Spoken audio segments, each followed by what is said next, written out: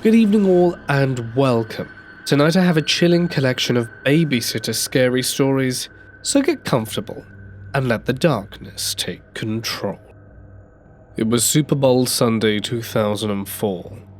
I was just a toddler, of maybe around 2, and my parents had plans to watch the game at a bar with friends. They hired a 16-year-old family friend to babysit me.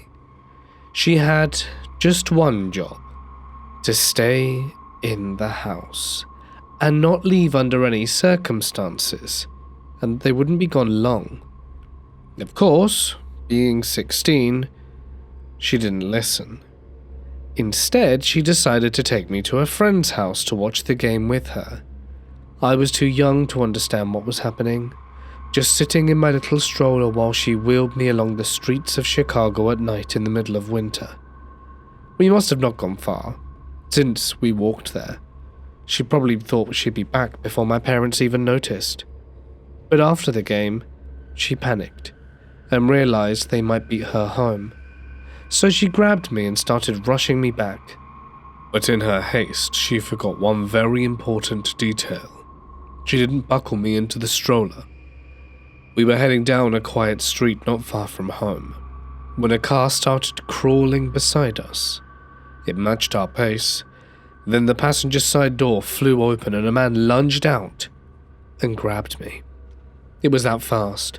1 second I was rolling along the stroller, and the next I was being pulled up by a stranger. I don't remember the sound of my own crying, but what I remember is the chaos of the moment, the cold air, the scream that came from the babysitter, and then she snapped. What she did next is probably the only reason I'm here to tell this story. You see, what my parents hadn't considered when they hired her was that she happened to be an incredibly skilled boxer.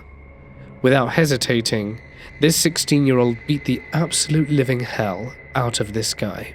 Fists were flying, a knee to the ribs and a punch in the throat. She didn't hold back, and he dropped me almost immediately. Whoever they were in that car, they clearly never expected a teenage girl to fight back like that. They peeled off in a screech of tires and vanished into the night. We sprinted home. When my parents got back, they were furious. Of course, she'd taken me out of their house, broken their trust. But once the reality of what almost happened sank in, the mood shifted from angry to shaken. We called the police, filed a report. The car was never found. The man was never identified, and nothing ever came of it. She never babysat for us again. You know the weirdest part? This attempted kidnapping is my first memory. It's the first thing my brain decided to hold on to. Not a birthday, not a stuffed animal, not a trip to the zoo. Just the freezing wind, the open car door, and the blur of violence as a 16-year-old saved my life. And somewhere out there there's a grown man who got his ass beat by a teenage girl trying to snatch a kid on Super Bowl Sunday. I started babysitting when I was 15, mostly for my mum's co-workers or their neighbours. We lived in a small wooded town where everyone seemed to know everyone else, or at least pretended to. I did it mostly for the money, to buy emo CDs and spiked bracelets from the mall, stuff my mum called goth trash. One Saturday evening in October, I was hired to watch 2 kids, a girl called Ren of 9 and a boy called Mika of 7. Their parents, a stiff, overly formal couple with grey, tight-lipped smiles, handed me a rigidly detailed schedule. Dinner at 6:30 sharp, no screens after 7, and lights out by 8:30. They also made a joke about how they'd skin alive any boy who showed up while they were gone. I laughed awkwardly, but their faces never changed. The moment the front door shut behind them, Ren turned to Micah and said in a sing-song voice, "They're gone, all gone, just us and the bones now." Micah didn't even blink. "Let's play the slicing game." "What's that?" "You'll see," Ren whispered, then stared at me unblinkingly. as she slowly walked away. I shook it off. Kids say weird stuff sometimes. But the next hour was pure chaos. They argued every rule I tried to enforce. When I refused to let them watch The Exorcist, Ren shrugged and said, "Fine, we'll go down to the basement and do our seance instead. You can listen if you want." I didn't let them out of my sight after that. The dinner instructions were simple: grilled cheese and soup. I was in the kitchen prepping when I heard a loud crash, and I sprinted in to find a glass pitcher shattered on the floor. Ren stood beside it stone-faced. "It slipped," she said flatly. Her voice didn't match her expression. It was too calm. Mika sat on the couch watching me with deadpan interest. As I swept the glass into a dustpan and dumped it in the trash, I felt their eyes boring into my back. When I turned around, they quickly looked away. Dinner was quiet, too quiet. I noticed neither of them touched their food, just stared at me with those little half smiles. "Aren't you going to eat?" Ren asked sweetly. Micah nodded. "We made yours special." A chill ran up my spine. I lifted the top slice of my sandwich, and there it was. Shards of glass. Clear, fine slivers. The kind that would slide into your gums and throat without warning, and destroy you from the inside. I stared at them, and they stared back, smiling wider. "What the hell is this? Are you out of your minds?" I shouted to them. They laughed, but not like kids. It was low and mirthless, like something echoing out of a hollow cave. It was wrong. Their expressions didn't change. There was no guilt, no fear, just pure satisfaction. They wanted me to eat it, and they wanted to hurt me and see it happen.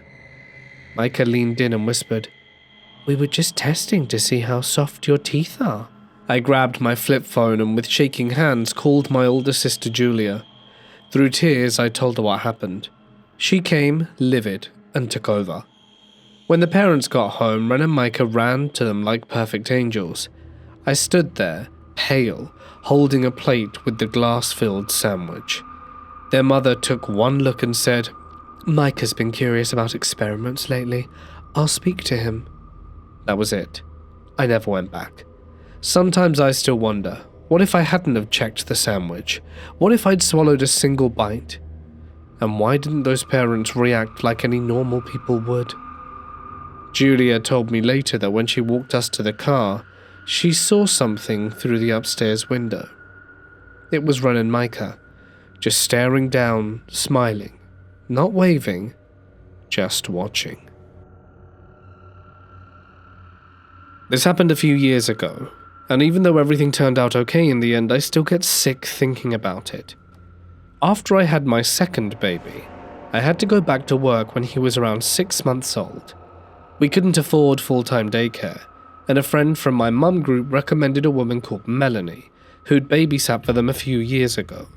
She was calm, reliable, and great with infants, and when I met her, she seemed nice enough, quiet, gentle, very grandma-like. She said she'd be happy to watch all the kids during the weekdays. At first, everything seemed fine. But after about a week, I started noticing how out of it the boys seemed to be when I got home. Like way too tired. Caleb would sleep through feedings, barely opening his eyes. Owen would be groggy and kind of glassy-eyed. Melanie would just smile and said, "They were so active today, they wore themselves out." Okay, sure, I wanted to believe that. But this kept happening day after day. And then Owen started stuttering, not in a developmental way, but a nervous, anxious, stammering kind of stutter.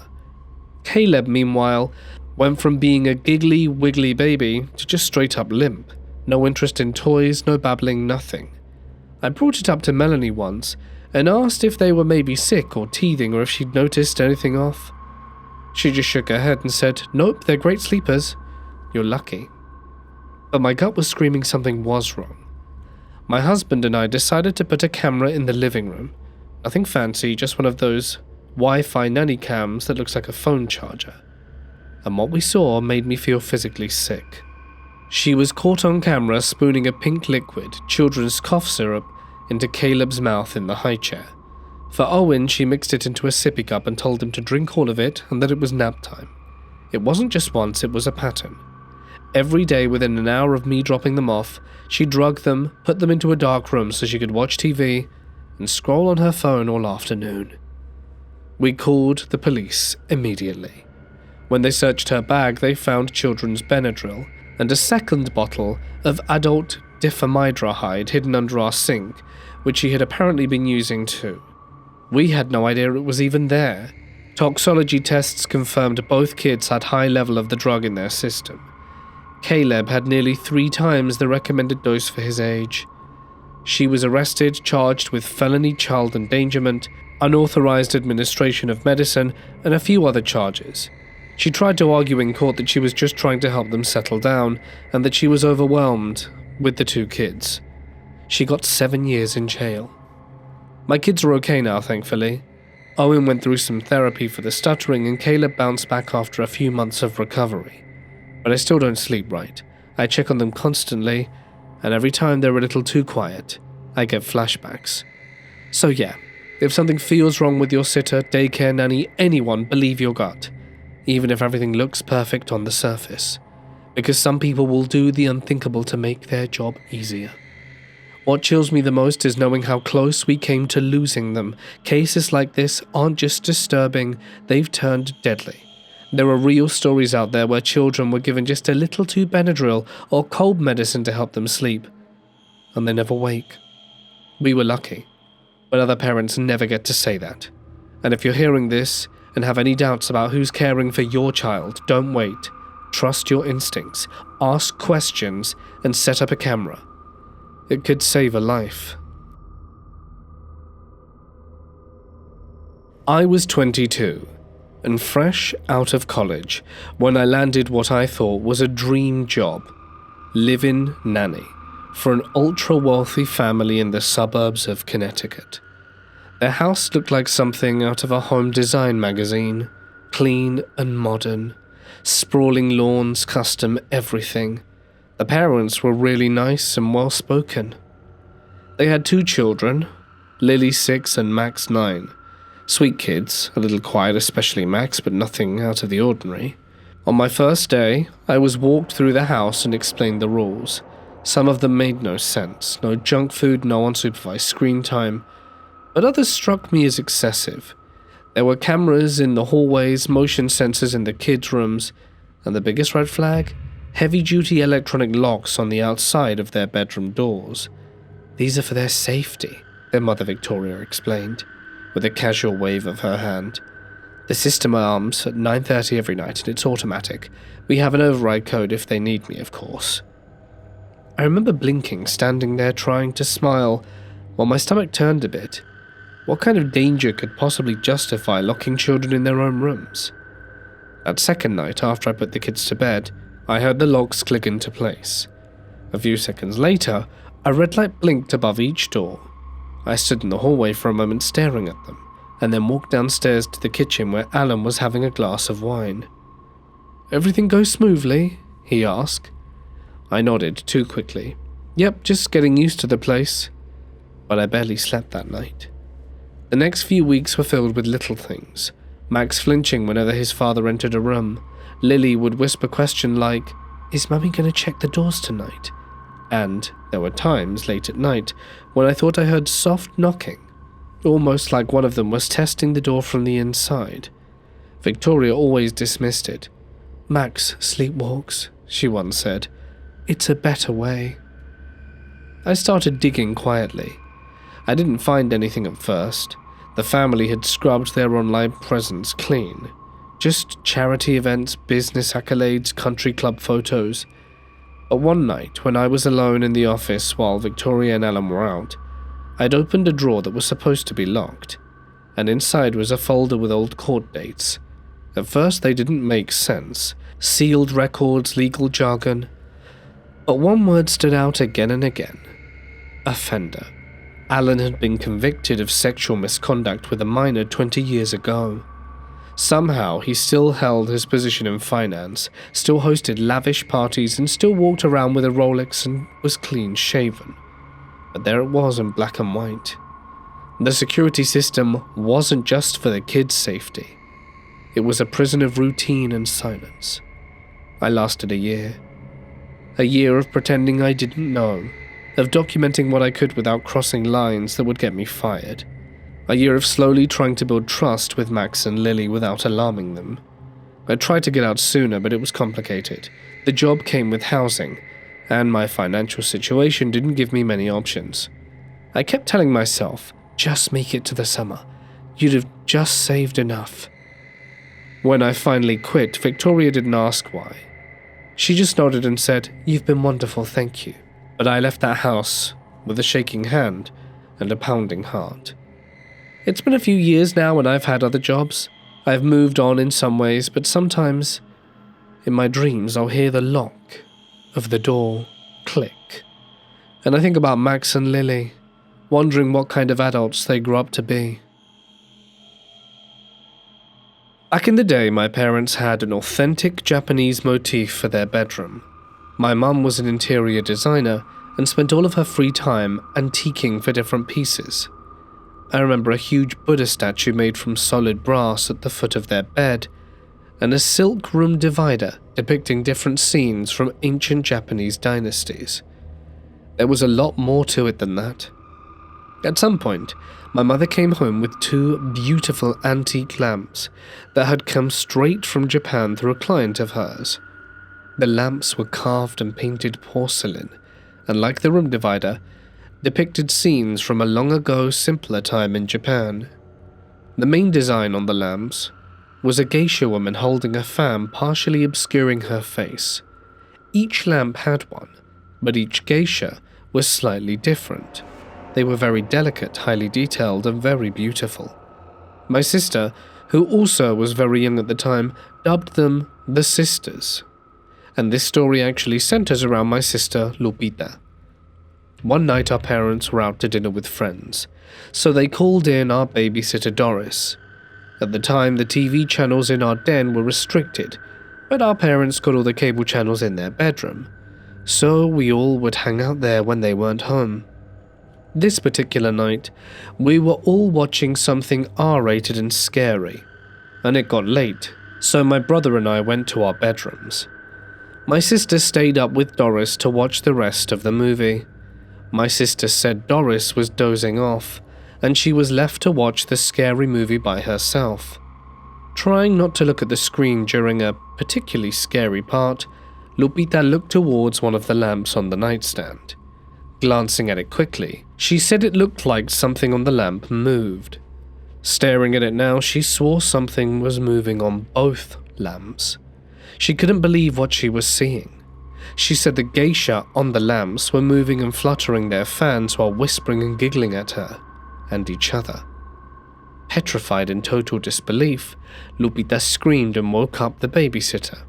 Doris no doubt must have assumed the house was on fire. My sister pointed to the lamps. Doris, still a bit disoriented, for a second saw the geisha move their fans back into position and freeze. She calmed my sister down, telling her it was only her imagination, and eventually, Lupita fell asleep.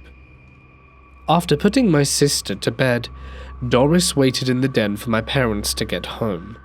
She never mentioned anything about the lamps, but any time my mother called her after, she said she was busy and wouldn't come to our house again. Years later, when I was already an adult, I ran into Doris. She asked how everyone was doing and if we still lived there. I told her no, that my mother had a fire shortly after we moved and lost almost everything. And when I asked her why she never came back, she said, "You're not going to believe this, but the last night I was there, something really strange happened. When I was the only one left awake, I kept hearing voices coming from your parents' room. At first I thought it was your sister pretending to sleep and pranking me. Then when I realized Lupita was fully asleep, I started to get scared. The only thing that kept me running out of the house and never looking back was my responsibility to you two and your parents." She then added, "I know no one will ever believe me, but do you remember those Japanese lamps? I know what Lupita saw. She said they moved, and I saw it too." This was many years ago, and I never saw Doris again after that. My brother had his own experience with those lamps while we were living there. Time passed, my parents got divorced, my mother sold the house when I graduated high school, and she had a new house built in the country where she planned to enjoy her early retirement. She transported all of her beloved pieces there when it was completed. Within 5 years, a freak fire broke out when she wasn't home, and the house and everything in it burnt to the ground. The firefighters said they never saw a fire that burnt so hot. It was so intense that the following day the top of the refrigerator was touching the floor like a rainbow. Later on, my mother told me that although the fire was devastating, in many ways it was also liberating. And I never pushed her further to ask her what she meant by that. I worked as a live-in babysitter for a wealthy, mostly absent man. A job that sounded simple on paper, but turned out to be the weirdest experience of my life. He owned this massive estate just outside of town. Gothic architecture, big iron gates, 3 stories tall, with a garage that could fit a dozen cars. The man himself barely showed up, maybe once every few months. He lived in France with his wife. The mansion was more like a forgotten outpost, a place he kept for reasons that probably made sense only to him. My job was to watch his daughter. She was quiet, polite, and honestly easy to care for. Most of the time she stayed in her room reading, or playing with antique toys that looked like they belonged in a museum, and I slept in a small guest room down the hall, and we mostly had the run of the house to ourselves. That was the problem. The house was strange. It was packed with expensive things, but none of them were cared for. These rooms were filled with crystal bowls, silver trays, pewter goblets, all dumped into piles like someone had been preparing for a garage sale and forgot to actually do it. Dust covered everything. I remember once stepping into what looked like a formal dining room, only to find thousands of dollars worth of antique tableware lying in jumbled heaps. It felt more like a dragon's hoard than someone's home. But the real horror came one day in the night.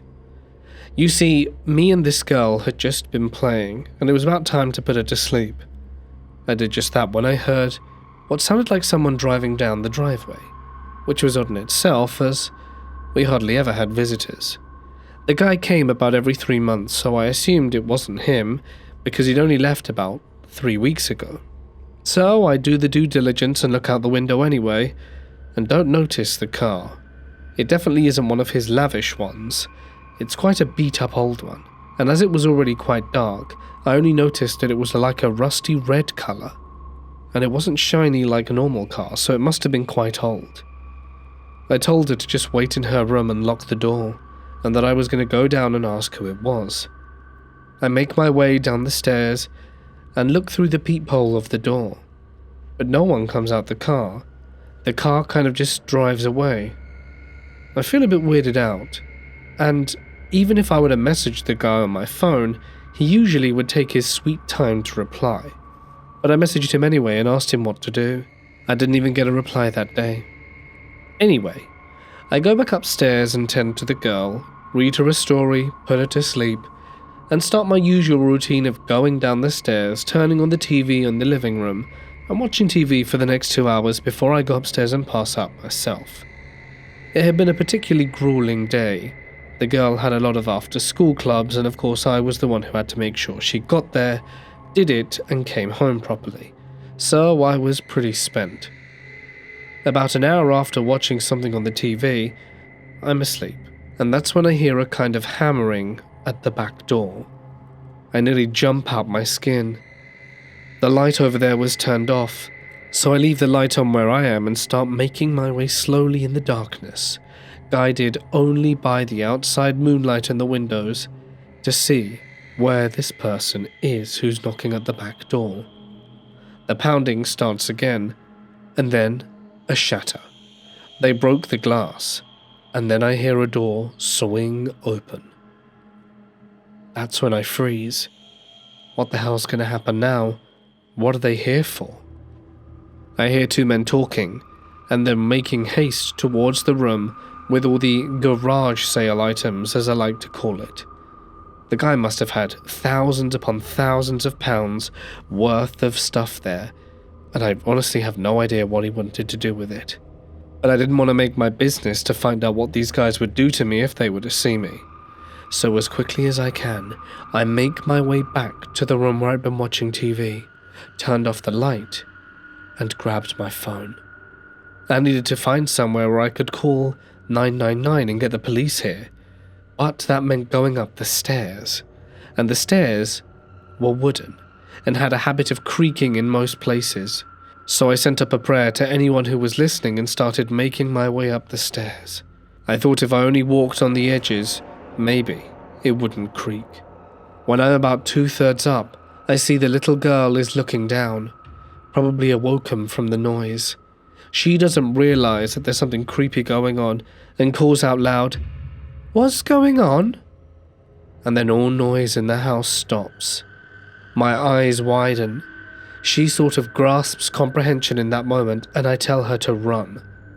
Right as I'm bolting up the stairs, I turn around because I hear the two guys have now made their way out and are running up the stairs towards us. One of them is holding something heavy in their hand, like a crowbar or a pipe. I don't really remember. I just knew that a whack on the head from that would probably be fatal. Thankfully, her door is nearby. We rush in and lock it, and then I grab her wardrobe and start pushing it towards the door. I just pray that it holds. We run into her bathroom and hide in the bath with the curtain drawn, knowing full well that it won't provide any real coverage if those guys break in. But I take a moment to start calling the police.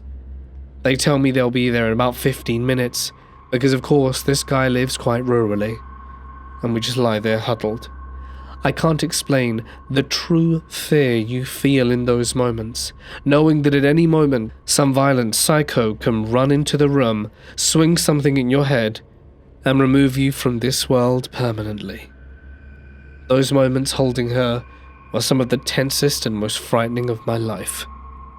Thankfully, the police made it even faster. Turns out a patrol vehicle wasn't far, and then we heard the sirens coming down the driveway. That's when we heard the men running down the stairs as fast as they could and fleeing the property. The police did eventually catch them. They were just looking for something to steal and thought the house would be empty. I'm not sure how they didn't notice the light on in a downstairs room, or maybe they assumed because it was so quiet that it was on a timer or something and done on purpose. Honestly, I never found out. Thankfully for the girl, the dad decided it would be time to bring her over to France, and I was let go. Honestly, I was going to quit shortly after, but because of the girl and our attachment, I found it really hard to say goodbye. It's been a number of years now. I hope she's doing well. I never did find out what happened to that house, but I'm in no hurry to find out. When I was 16, I babysat for a lot of wealthy families in the area.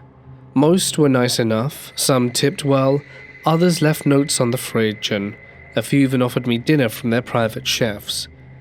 But there was one family I'll never forget, and not because of their money, but because something about them didn't sit right. They lived in a huge, cold house at the end of a winding cul-de-sac. Multiple cars, a nanny, a cook, and what looked like rotating maids. Their parents had 3 kids under the age of 10, which were all surprisingly polite. The mum was quiet, a little tense but kind. But the dad? He's the reason I'm even sharing this. He was in his mid-40s, well-dressed, well-groomed, and always had a glass of red wine in his hand. It became a sort of running joke in my head. This guy had about enough money to drink anything in the world, and he chose the bulk stuff from Costco. He even talked about it, how it was underrated, and how people didn't appreciate things that looked average. That should have been a red flag. Anyway, they started requesting me more often, and always last minute. Sometimes I'd show up, and the cook and nanny would be gone for the evening, which meant I was suddenly responsible for everything. Dinner, bedtime, meltdowns, and the creeping sense that I was being watched. Every time I arrived, the dad would insist I eat something. "The chef made too much," he'd say, even when I knew they were out for the night. He'd press a plate into my hands and say, Eat, please, you're so thin. Then he tried to give me money double my rate, triple once.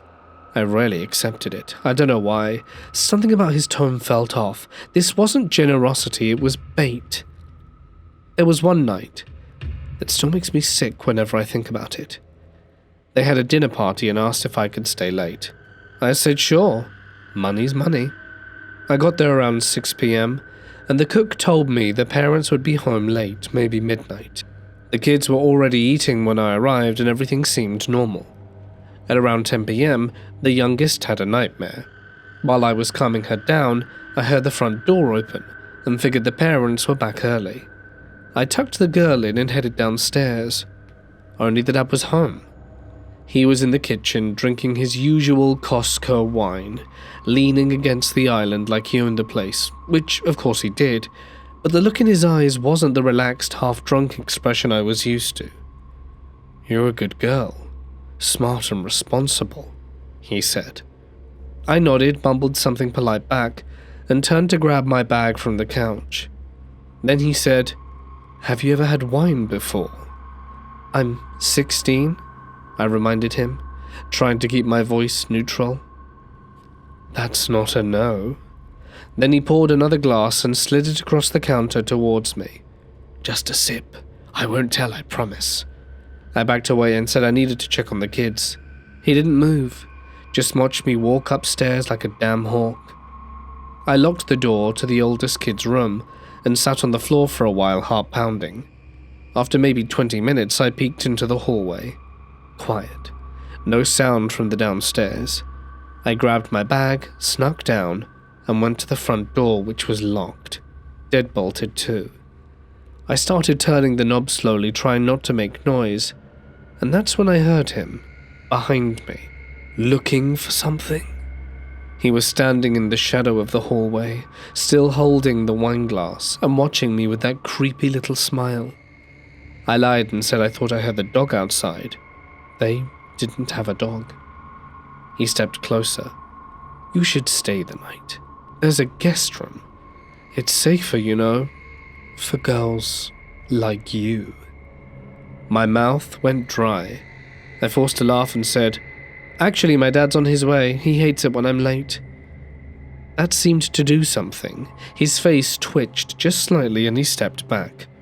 I took the opportunity to unlock the door and walked out as calmly as I could, even though my legs felt like jelly. As soon as I hit the sidewalk, I ran to the end of the block and called my mum from a neighbor's driveway. I didn't tell her everything, just that the dad was acting weird and I didn't feel safe. The next day, the mum called and left me a voicemail, saying she was sorry if things got strange and that they wouldn't need a sitter anymore. Her voice cracked halfway through, like she'd been crying. I never went back. A year later, I learned they moved out of state.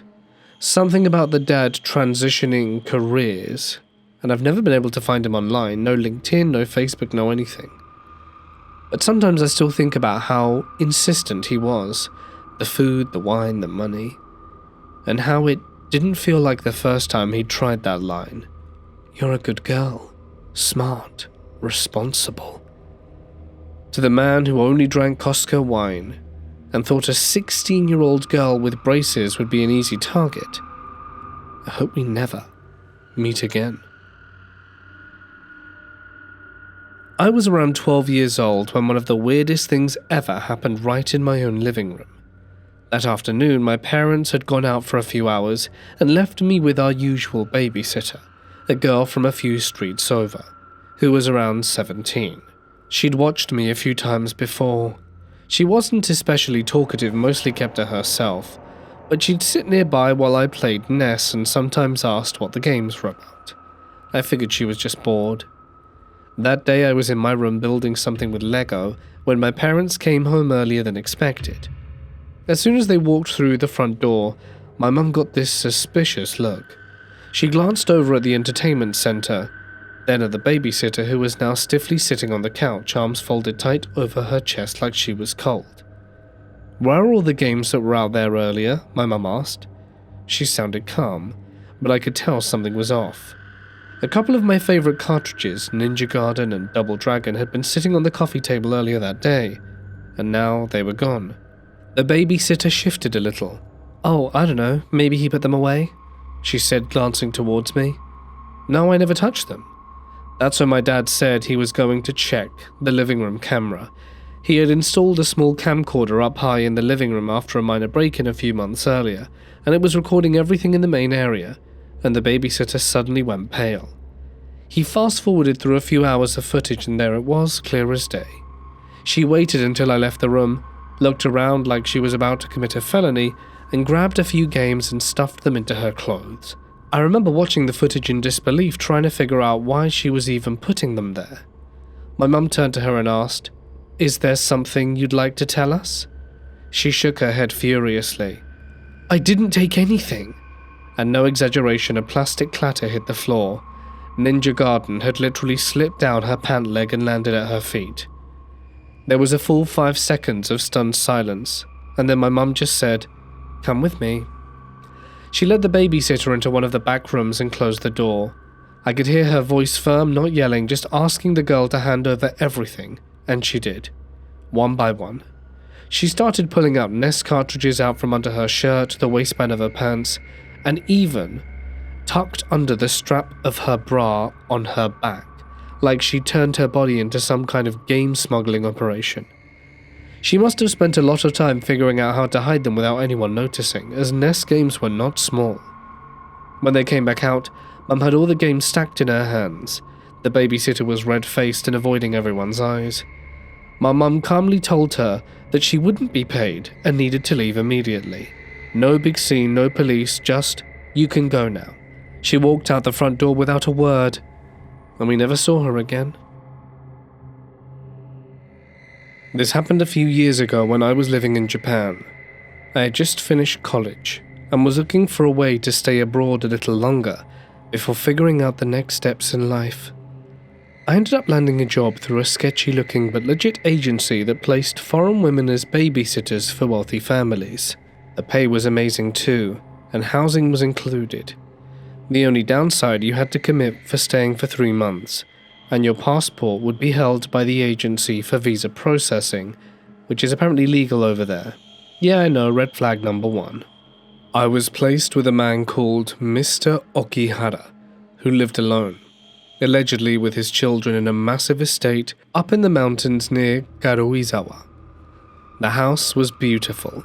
Traditional Japanese architecture, shoji doors, cedar floors, and that eerie atmosphere that comes with old money and isolation.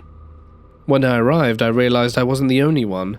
There were 7 other girls living there too, all foreign and all around my age, and all confused about what we were doing there.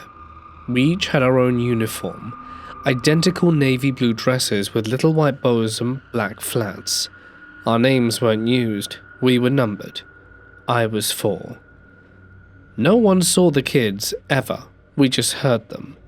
Once in a while, we'd hear footsteps upstairs, the sound of small feet running down the hallway or soft crying behind locked doors. But no one was allowed on the 2nd floor. That rule was drilled in from the first night. Our days were filled with pointless chores, polishing furniture that wasn't dusty, prepping food that someone else had cooked, tidying playrooms no one had used. But the nights, they were the worst. At exactly 8:30 p.m. every evening, a bell rang throughout the house. That was our cue to gather in the drawing room and sit in complete silence, while Mr. Okihara stood in front of the fireplace and recited the events of that day. He never spoke to us, only at us.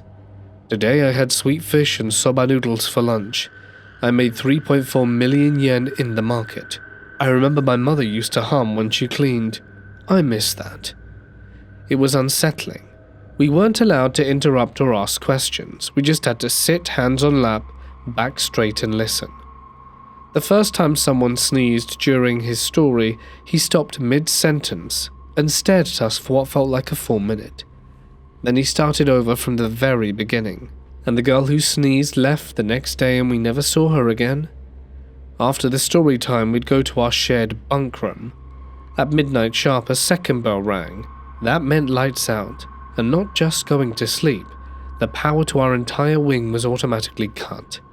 Phones didn't work in our rooms.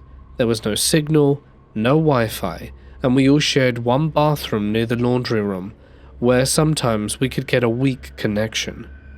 About 2 weeks in, I started hearing crying in the middle of the night. Not one voice, but several, and sometimes in sync. I thought maybe it was one of the other girls, but they were all accounted for. So one night I woke up at 2 a.m. and noticed my door was slightly ajar. That was weird, I always locked it. I got up to close it when I heard something upstairs. Soft thudding footsteps and the crying again, this time closer. I didn't know what got into me, but I left my room and followed the sound. I know it sounds stupid, but I had to know. The stairs were really steep and cold. And as I reached the top, I saw a faint light spilling out from under a door at the end of the hallway, and I moved closer. The crying was coming from inside, multiple voices, and they were children, or at least that's what it sounded like. I reached out to touch the door, and it opened fast like someone had yanked it from the inside. Mr. Okihara stood there in the doorway, calm and expressionless. Behind him, I saw what looked like an old nursery. Cribs lined the walls, some empty, some not. And I swear to God I saw something move under a blanket, but it wasn't shaped like a kid. It was long and thin. I didn't say a word, neither did he. He just raised one finger and pointed back down the stairs. I packed at first light, took only what I could carry, left my shoes and ran barefoot to the nearest train station and never returned. The agency tried to contact me, but I ignored everything. I got a new friend and stayed with a friend in Nagano, and eventually flew home. But I still wonder, what the hell was happening in that house?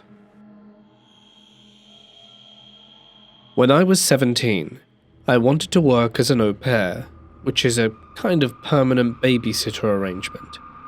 And the only place close to me that I could go, as a 17-year-old, was England. So I found this family, a mother with 2 kids, boy and a girl. I messaged them and talked to the mother, and she seemed very interested and very nice. We set up a date for me to go, and that was that. When I got to the airport, I was very confused that they weren't there to collect me. I messaged the mother and asked her where she was, and if it would be long for them to pick me up.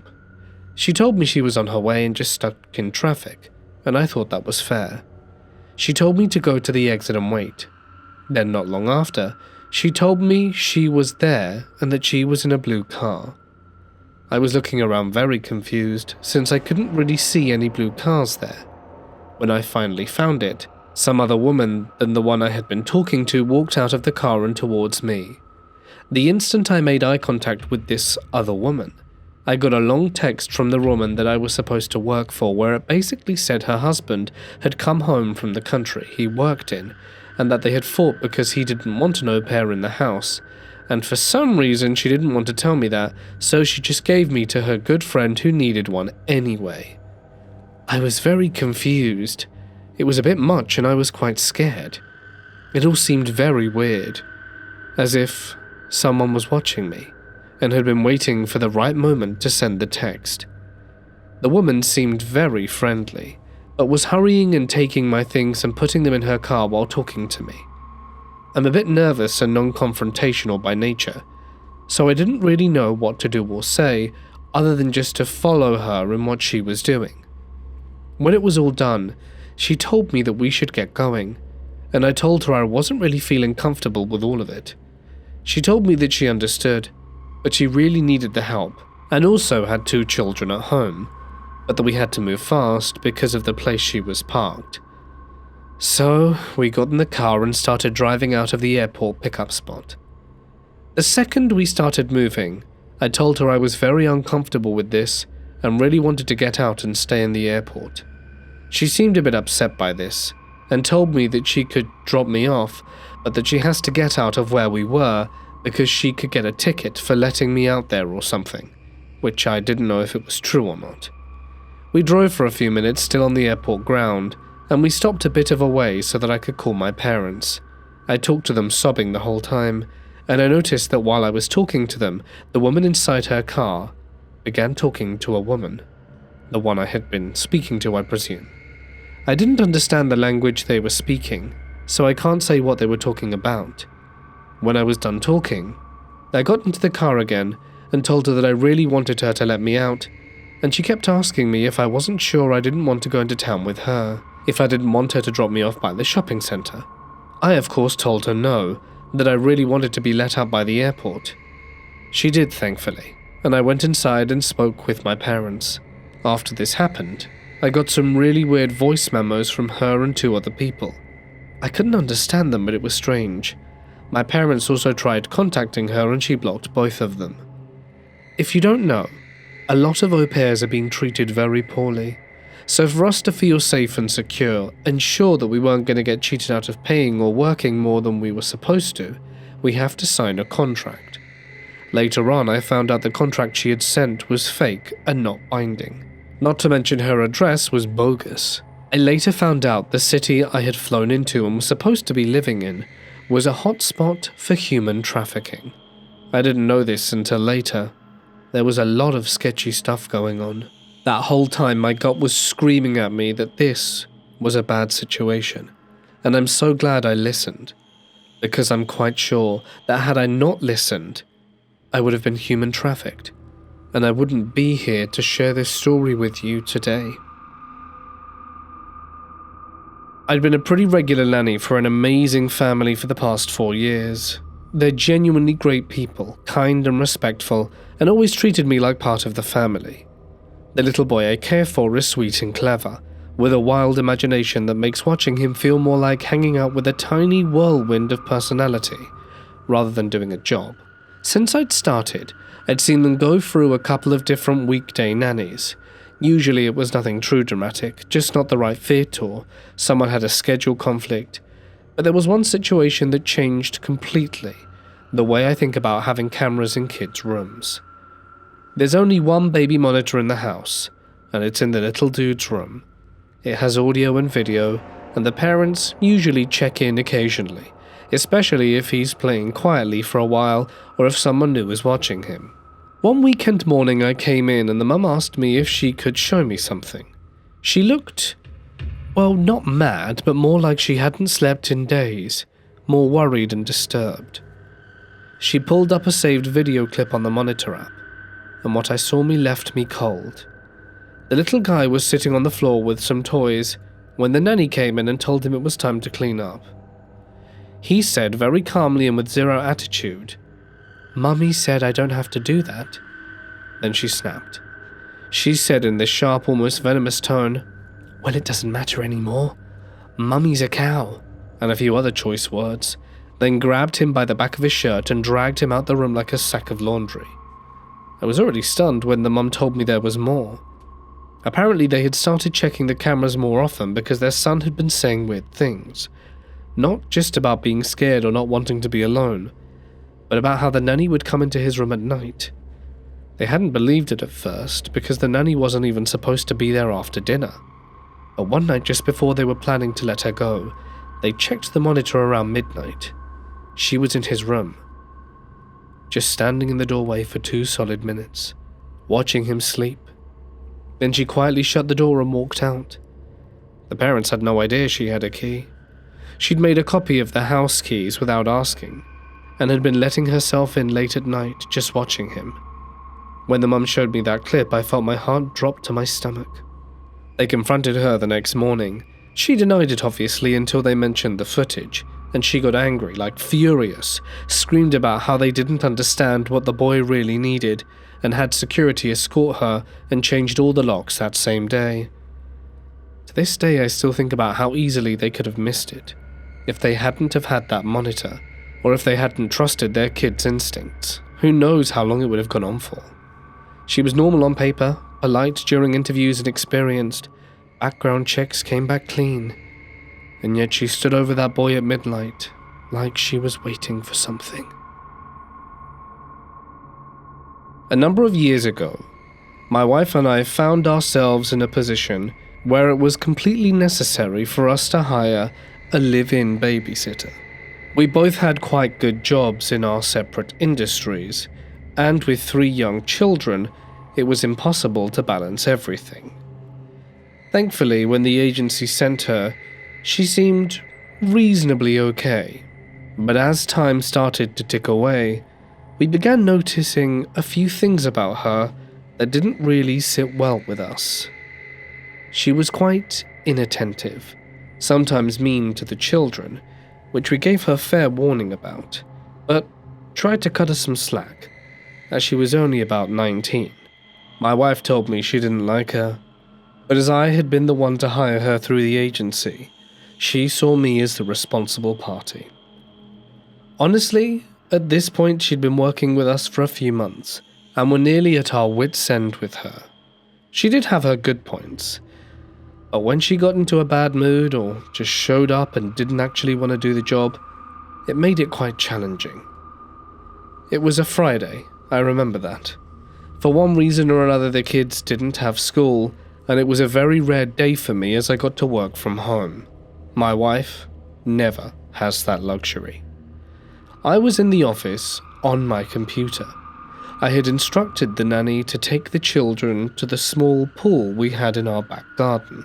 She was instructed to not let them remove their life vests for any circumstances, as the children were not completely comfortable swimming independently yet, and without me or my wife present, we didn't really want any accidents happening. Probably a few of you can see where this is going, and you're absolutely right. About an hour into pool play, I was thinking it's about time they get out. The sun was high in the sky, and their sunscreen surely must have washed off by now. So I called out to them and tell them I was going to bring them some towels. The children complained, and I said I'd give them 5 more minutes, as I was going to finish a task I had been working on. So I go back. I'm hammering away at the keys when I hear crying. This isn't good. I make my way outside, and I see my eldest child spitting water like they'd been choking. I ask what's been going on, and the nanny tells me that she had been disobedient, and makes up some stuff which I can't really recall. But then my eldest child tells me what really happened was the following.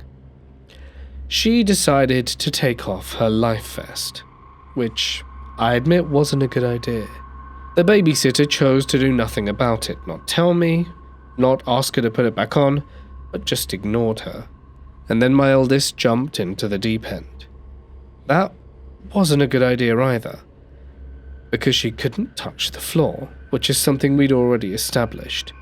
She was kicking and asking for help, grabbing the corner of the pool. The sitter swam up to my eldest, and when they asked her for help, she looked at them and said no, and swam away to see the other 2 children. In that moment, she went under, breathed in a lot of water, and managed to kick the bottom and propel herself just enough to cling to the edge of the shallower part of the pool and drag herself up, flopping and spitting water, and very upset, naturally. When we checked the cameras, the one who was indeed telling the truth was my eldest child, and we were incredibly disappointed. I suppose the point of this story, if there even is one, is be careful who you trust with your children. Had my eldest not been able to propel themselves forward, they might not be here today, and that's a terrifying thought. All because we put our trust in someone we thought we could trust in, but sadly we were mistaken.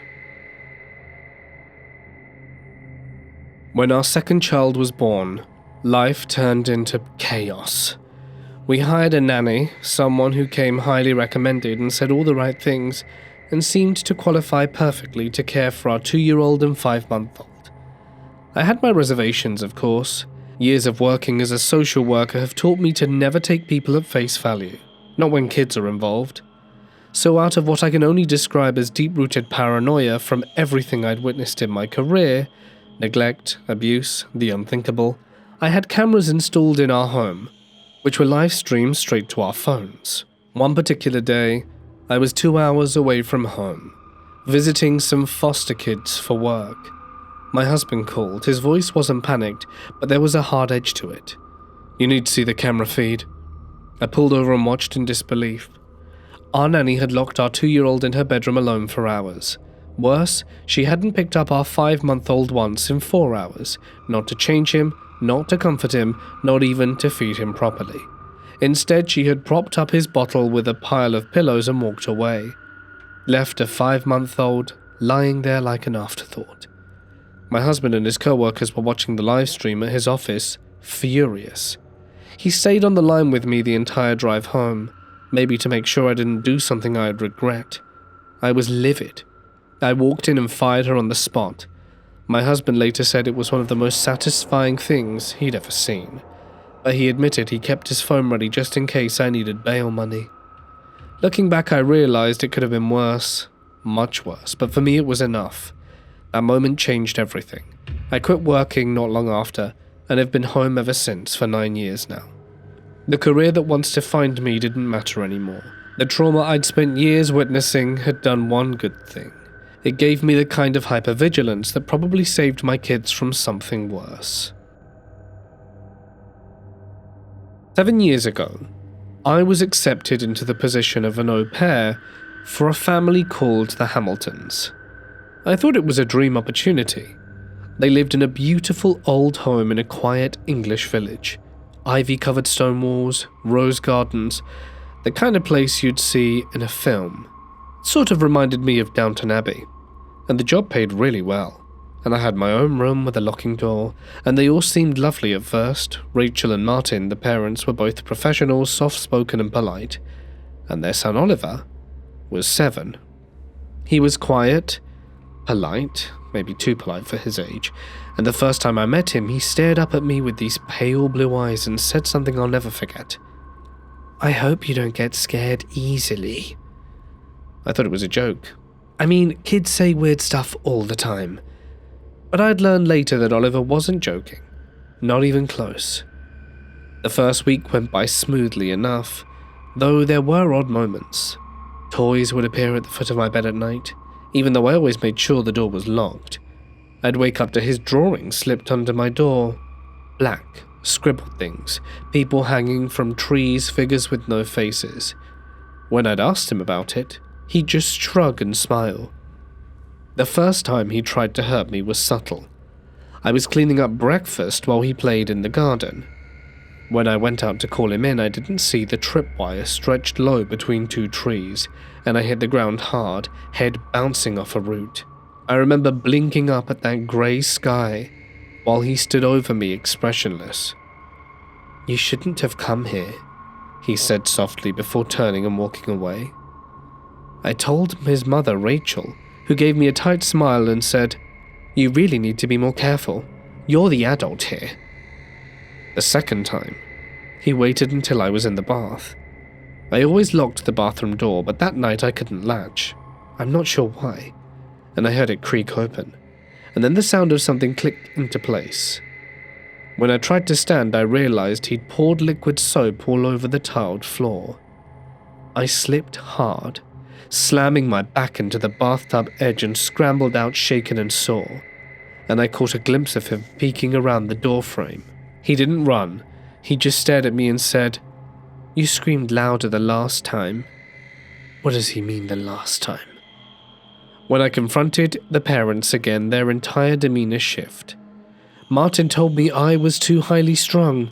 Rachel accused me of projecting problems onto their son. Then, this is the part I'll never forget. She knelt beside Oliver, looked him right in the eye and said, "Don't worry, sweetheart. She won't blame you anymore. It's not your fault she can't handle it." That same night, they removed my bedroom key. Just told me they didn't think I needed that kind of barrier between me and the family. I could hardly sleep. For 3 nights, I kept a chair propped under the doorknob and lay fully dressed in bed, a heavy flashlight clutched in my hand. I'd hear him out there. The night before I left, I caught him trying to slide a knife under my door, just slowly pushing it through the crack. That was it. I told the Hamiltons I was leaving in the morning. Rachel stared at me with that kind of blank smile. "Of course, We understand. When I tried to take my suitcase downstairs, Martin blocked the stairwell. "You'll need to find another way," he said flatly. I didn't understand at first. "You want me to?" "You're not taking anything down the stairs. Rachel doesn't want Oliver seeing you leave." So I threw everything out of the second-floor window, boxes, clothes, my suitcase, which burst open on the gravel drive, and they watched from the porch as I packed the car. Oliver smiled at me one last time standing between his parents. His mouth moved as I slammed the trunk shut. I couldn't hear what he said through the glass, but I didn't need to. I already knew. I reported everything to my agency, and they told me they'd look into it. And a few weeks later, I checked the family listings again. They were looking for a new au pair. It was the same house and same child, but this time under a different name. I'm so glad I got out of there. When I was 16, my friend and I took a babysitting job in a quiet lakeside town. Only she was officially hired, but we always went together. It made the evenings feel less weird. We were watching a little boy of about 6. His father was some kind of consultant, always vague about details. They clearly had money. The house was absolutely massive. The boy never really spoke though, but he listened and watched and understood everything. He was smart, but locked in his own silence. Every now and then, if we were alone, he'd whisper a word or two to me, but he'd hardly ever speak around anyone else as far as I could tell. The first time I really felt something was off was when we were playing hide and seek. He tugged on my hand and led me straight to his dad's bedroom. He was strangely calm as he opened a drawer and showed me something he definitely shouldn't have known about. An oversized adult toy tucked away in velvet lining. He never said anything, just looked at me with this flat, unreadable expression, then shut the drawer and tugged me back to keep hiding. We curled up behind a big armchair in the study, and after a long stretch of quiet, he whispered, "Just stay here." It was one of the few things I ever heard him say. We stayed there a while, him curled up in my lap like he was trying to be invisible. There was also a rifle, some kind of semi-automatic, perched on top of an old china cabinet in the dining room. One evening his dad came home early, smiling and very friendly. He poured us both shots of some syrupy cinnamon liqueur and laughed like it was all normal. He said he wanted to show us something cool, so we followed him out to his garage at the back of the property that was full of custom motorcycles and sports cars. He opened up one of the cars and asked it if we wanted to go for a spin. I passed, but my friend, braver and more curious than me, said yes, and tore around the lot with him while I stood by the door, stomach turning. Nothing overtly bad happened that night, but I could tell something wasn't right. The following event happened the last time we went to babysit that kid. We were called over and we went, and this time, he had a look of sadness in his eyes. I asked him what was wrong while my friend was preparing some lunch for us, and he just wouldn't say anything and kept looking down at his feet. Then he curled up on my lap, like he had done before, and after about half an hour, he just tugged my hand and took me back to his father's bedroom. He pointed to the drawer, the one which I already knew the contents of, and then he just looked at me, eyes full of tears, and I understood.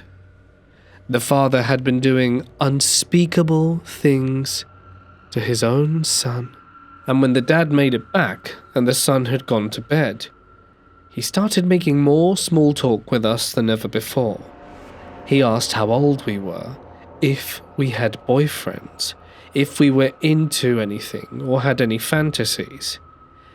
He was dropping hints like he could make stuff happen if we wanted to inquire more.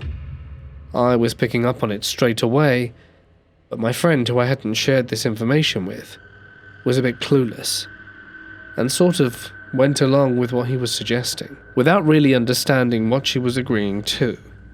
I said I was tired and we called it a night, and went home.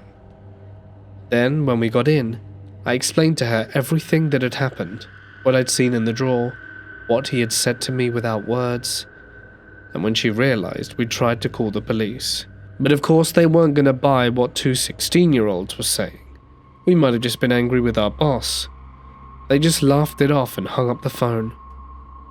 But we never returned, even though the money was great. I still wonder about that boy. I wonder what became of him.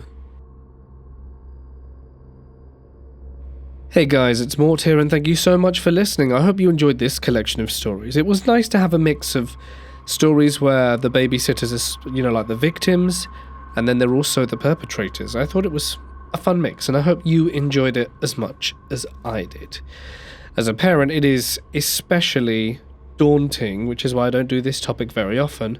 I think it's been like 4 or 6 years or something. So yeah. Be careful and mindful of who's watching your children and who has your trust. I guess that's the moral of these stories. So feel free to join me tomorrow because we have camping stories. Ooh, it's going to be good. Back to the woods. Thank you all so much for listening. A huge thanks as always to my members and patrons whose names can be seen on screen. And if you'd like to join and get cool perks, follow in the description to find out more. But until next time, stay awesome and I'll see you in the next one. Good night.